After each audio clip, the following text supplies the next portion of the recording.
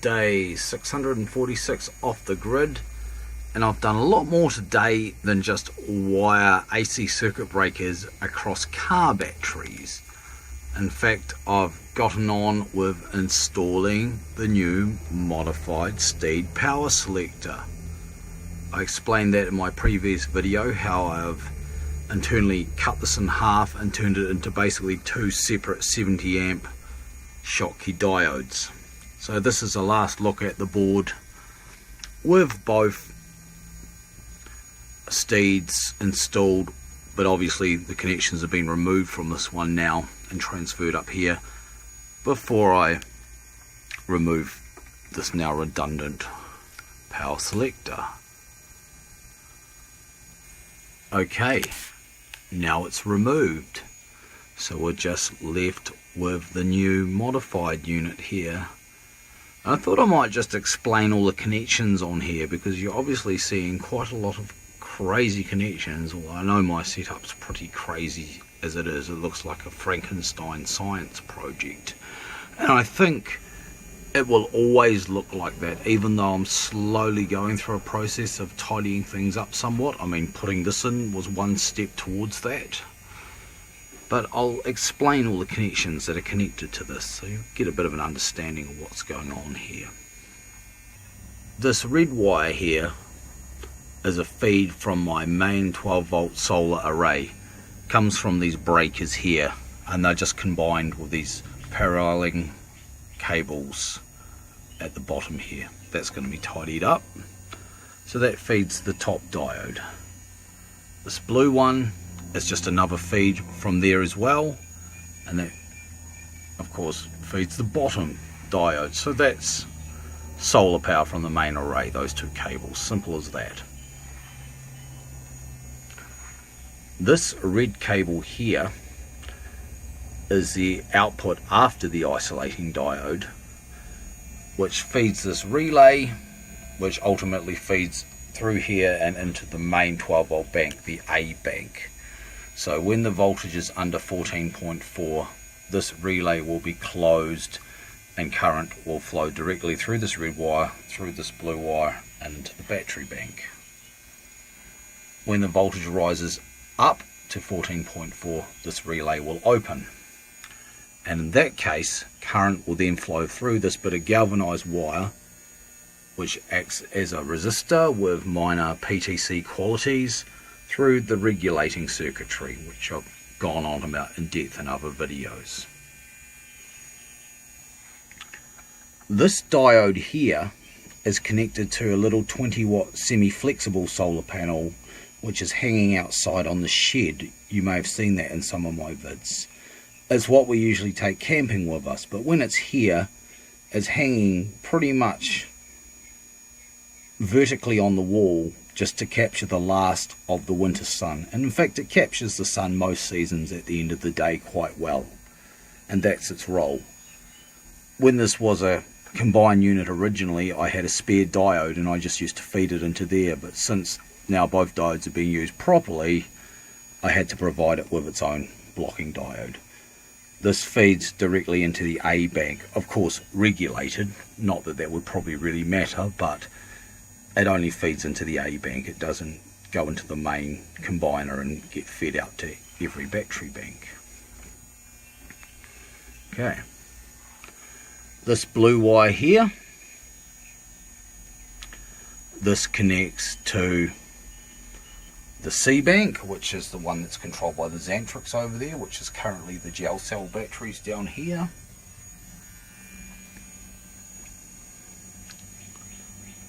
And this one here feeds into the B bank, which is these L12s here, which I've been working on with that balancing circuit there.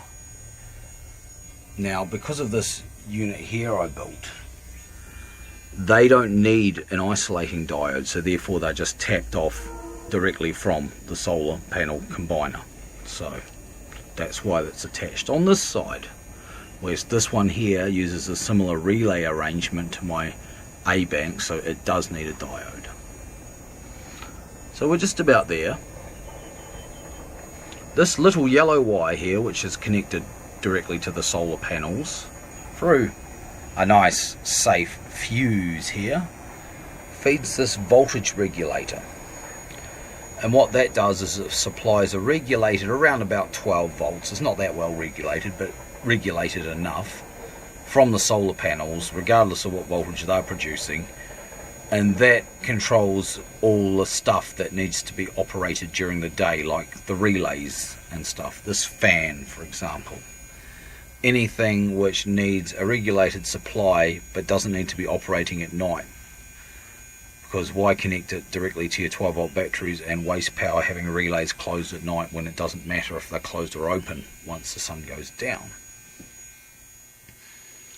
I thought that was a little bit of an innovation, and it served me well. And finally, all that's left is this crocodile clip here. And this crocodile clip feeds this voltmeter up here. This has been rescaled so that it reads 50 volts full scale deflections, and it's supposed to be just a non-committed voltmeter that I can clip around to different things. I'll probably permanently connect at that end and just have a clip on this end eventually. Oh, and there's one more thing that I haven't reconnected, so let's do that now on camera. Why not? I don't know if I can do it with one hand. It's still a clip lead. Right, I've just done that. It was too difficult to do with the camera running, but this is the final connection, quite an important one. It comes from the solar array, and it feeds through this 10 amp fuse for safety, which should probably really be a lot lower than this. It probably a 5 amp fuse would be adequate, but I didn't have one at the time. And see, I've used a spade terminal there as the connection on it. This side, of course, is a crocodile lead until I tidy that up. That feeds the control circuitry of the regulator. It takes its power from the solar panel side, so it's deliberately jacked up a fraction higher than the battery voltage under all circumstances, due to the action of the isolating diodes and the action of this resistor. And that provides the current which turns on the base of these transistors, but I'm not going to go into explaining my regulator again. But that's all the connections there, and I'll tidy up these wires, of course. Now I can mount some other equipment here, and there's a couple of things I intend to mount here. One is I have some better shunts, because I feel that this shunt here is probably a little bit on the small side for the amount of power I'm getting through here now. It runs a bit warm, which means it's wasting a significant amount of power. And I could probably also do this meter scaled up a bit more. So I may replace that with some shunts that I have. And I also want to fit the Voltronic, if it keeps behaving itself. It's been doing alright since I put that 10 amp fuse in there. I'm going to put that or its replacement somewhere about here, which will feed the output of that 150 watt panel directly into the A bank. I'm also going to be changing this combining arrangement here. I've had that in process for a long time. It must have been well over a year ago when I made this up. Nice big brass bolt, just one single terminal. I'm just going to stack the stuff coming off that. I don't need much there, so that'll be more than adequate, and then I can retask this cool little combiner for something smaller somewhere else. So I think that is definitely enough rambling on day 646 off the grid. Okay, and just when I thought day 646 off the grid was finished and I wound up with a kind of a ranty bit at the end there, I just bloody well go ahead and do something else. And look what I've done. I've actually installed the stud terminal. Yeah, I went ahead and did it. So now it's done, and that's really cool. You know how it is when you've got something planned to do for so long and it's inside your head, and you finally get it done. Now it's done. It's outside my head. It's complete, you know. Obviously this isn't the final situation here, but I've got the stud mounted, so let's just see what we've got.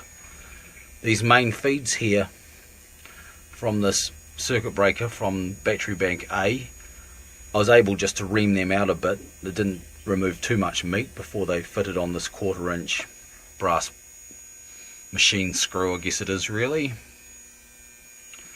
As for the main feed, when the relay switched on from the solar panels, like the direct feed, I shortened this cable a little and put a new lug on there, new eyelet to fit this size machine screw or bolt or stud. Let's just call it the stud because that's kind of what these things are when they're just kind of sticking out. Right, that's kind of rude really when you think about a stud. Anyway, there it is, that was on, and fortunately this one here from the regulator's output, it comes from out here, this terminal, was already the right size. And funnily enough, I had to reconnect the inverters, and this UPS style inverter down here that runs a washing machine, it's got an eyelet on it that was far too big for these original tiny little bolts, so I was using this bit of brass strap here as a kind of an adapter, but I don't need to now with this lug because it fits better. Not perfect, but it fits better. But of course the Latronics inverter had a tiny little eyelet on it to fit these original bolts perfectly, and now I've used this to adapt that. So, you know, the worm turns, doesn't it? These are fairly temporary connections because this UPS inverter really does need to go through its own circuit breaker, which I will get around to installing. And this was part of doing this, make some more room on the panel just up here so I can put a line of circuit breakers. The Latronics itself, as we have a look up here, doesn't need a circuit breaker because it's got one built in it. The main switch is in fact a circuit breaker, so that's pretty cool. The cables are still reasonably protected from the battery current by this main breaker here. So that's about all there is really to it. You know, I've done it, and here it is. It was sitting around here, bits and pieces, for over a year, and now it's up. In a way, it's kind of sad to see this go. This is one of the earliest pieces that I installed when I started getting serious about solar, but you know, it will live on in another setup somewhere around here, no doubt. This is an ancient piece of phenolic or something, and it just had these stud bolts here sticking up through it, and I used these bits of copper plated steel from some jumper cables, probably the jumper cables that I chopped up to make these leads. Yeah, these leads here are still jumper cable leads. They work fine, they never get warm. There's 3 of them basically in parallel, so I don't see any reason to change them. And I flattened out the clips and used some of the material to make these straps here. I think one of the edges I felt was a little bit thin, so I kind of beefed it up with this bit of galvy steel on the back too. But this will be cool for something. I can actually use it for what it's meant for, because here I was only using one side, and I can use this like a positive and negative bus bar. That's what its real intention was. So yeah, I'm pretty pleased with my efforts. Probably been shirking responsibility. It's Vikey's birthday tomorrow, and I've got to get the camera card cleaned up so we can do some birthday shooting. I'm using my phone at the moment to film this. I did assemble his push bike, the push bike I got on Tuesday, which was yesterday. I did assemble it this morning, and it wasn't that difficult. The only thing was I got to the end of it and I realised the tyres needed pumping up, and we didn't actually have a pump. But fortunately I had a tyre inflating compressor, and very carefully I used that, so that was all good. Big day tomorrow for Vikey's birthday. We're actually going to have it at Mavtech, do something a little bit different, have a private screening of some movies. Should be kind of fun. But anyway, yeah, today, funny day. Got things done, got some stuff, you know. This kind of stuff just needed to be done to get it out of the way so I can progress with this board and tidying it up and get rid of some of these clips and, you know, get the Voltronic here mounted up and have that situation all nicely sorted out. This wire here I feel is a little bit thin. It looks nice and meaty, but the insulation is quite thick. It's kind of like sort of thick insulation, pose values stuff really. Unlike this, which has got quite a thick conductor inside it. But I saw no reason to change it at this point, because I may in fact change this relay. See, I've got this ancient relay here. In fact, it says, there we go, Dynamotor Start Relay, German. And you can actually run it at 6 volts or 12 or 24. It's got different taps. But the main thing is, look at these contacts. Look at those meaty contacts. Pretty certain they are much bigger than what's inside this. And this one's rated for 70 amps on the normally open contacts and 50 amps on the normally closed. It's funny how they do that. Save a few bucks, eh? Make sort of asymmetrical contact ratings. I'm only using the normally open contacts anyway. And of course this one only has normally open, but it's got this nice sort of double contact arrangement here, which of course increases the gap when it opens, which of course creates a longer arc path. And it's all for safety, you know. It's a bit safer that way. Safety first and all that, eh? You know. But for me, it's all about performance, really. And I'm pretty sure that this will have a smaller voltage drop when it's closed than this thing does. I've just got to figure out a place to put it. So I guess I've almost talked myself into on camera actually using this relay for that job. So there we go. Maybe in there. I'll put it under the regulator. Yeah, that's where I'll put it. Probably will. Yeah, I'll have to make new cables then and anyway, so blah blah blah blah blah. Day 646 off the grid. And I promise I will do no more solar today, although I may just run the generator, but I'll have to check AccuWeather first before I make that decision, because although it's been overcast all day, just at the end of the day the sun's come out. But that never guarantees a sunny day on the morrow in Shannon.